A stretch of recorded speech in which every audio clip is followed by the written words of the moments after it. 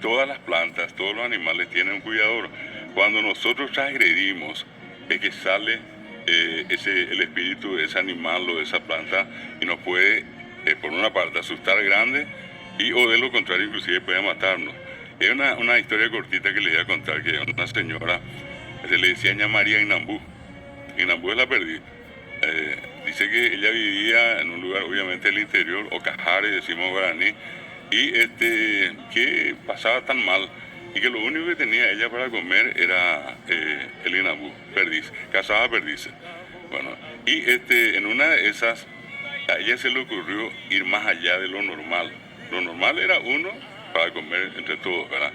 Y un día dijo, ayucatas esta vez, voy a matar más a yecatas ese. Y comenzar a vender. Bueno, entonces se le ocurrió la idea de hacer 100 trampas para perdices.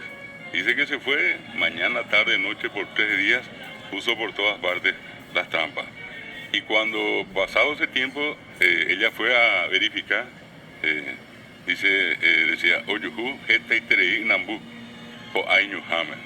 Encontró que muchas de los inambú, de las perdices cayeron en la trampa. Entonces ella que hace como no podía, por todo. Tanto, ¿verdad? Claro.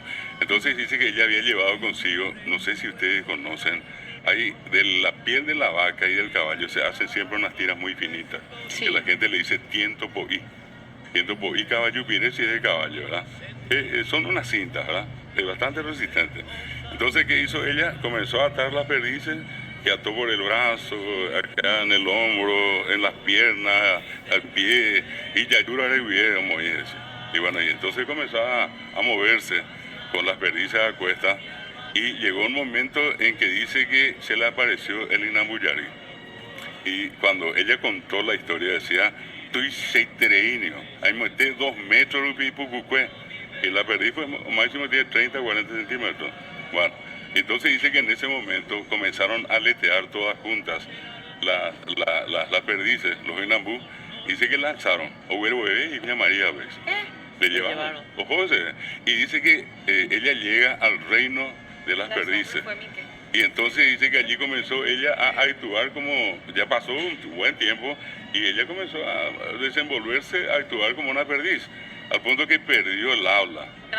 Se transformó, ¿verdad? Y entonces decían una parte, más o menos la pronunciación tipo fiu, decía. Bueno, como popu, la tapa de popu. Ahí está. Bueno, y entonces dice que un día, viviendo allí en esas circunstancias, ya era una perdiz más de las perdices, salen, no había agua, y por ahí decía. Entonces dice que vienen caminando buscando agua y llegan al sitio donde a ella la habían llevado volando. Y en ese lugar, ella dice que se apartó de ellos. Y se apartó y comenzó a seguir el camino y vino y encontró sus hijos, que ya estaban grandes, la vieron a ella y entonces estaban todos, o un mamá.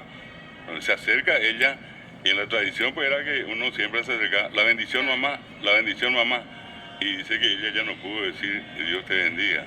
Dice en la parte final del cuento, fiu de íntema con inambucha. Le salió solamente fiu como los inambú. Bueno, y la historia sencillamente marca lo siguiente, que cuando uno transgrede, puede pasar por una experiencia como esa, que viene el genio, el protector de cualquiera de estos elementos y le rapta a la persona y le lleva a vivir en el mundo de ese elemento